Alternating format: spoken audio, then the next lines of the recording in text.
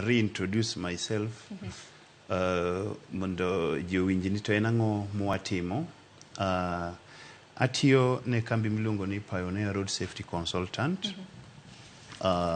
In Pioneer Road Safety Consultant, our vision as a company is to make the life or to make the loss of lives on the road be unacceptable to all.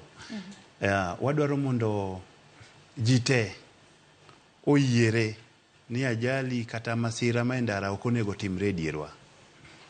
Ok onego timre atol.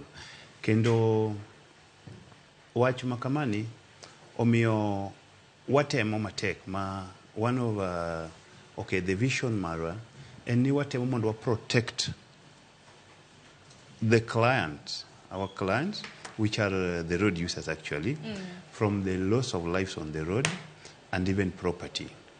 Koro seche ma wapuonjo derefe ka koro kabiro kuom penjo ni what really do we teach them?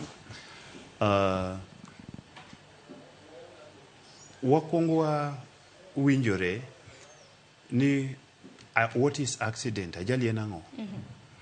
Kapok wuoyo koro ajali en ang'o? To nitiere gimiluongo ni incidences. Koro e training gi wasefwenyo ni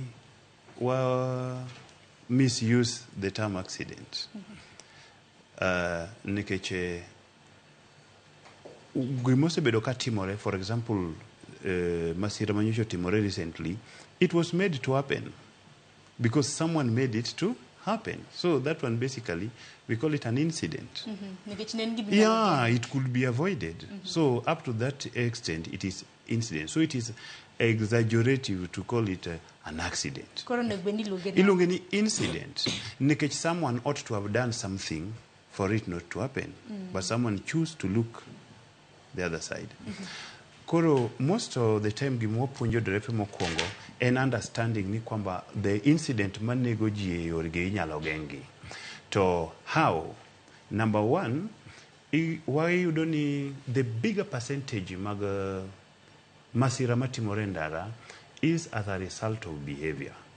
Koro in our training, what define nejoa what is behavior? Because eseche mopuonjore weche mag riembo, understand kendo winjore ni my behavior en gima timo. What I do. Koro the behavior form the bigger chunk. Emomiyo as a Pioneer Road Safety, what do we do to curb this? We train people on the behavior change. Tupuonjo gi kanye? Dibedu puonjo gi driving schools kosi puonjo gi kanye? Nikech mano bende nok yango makare. Yes, I'm coming. Pioneer Safety, Pioneer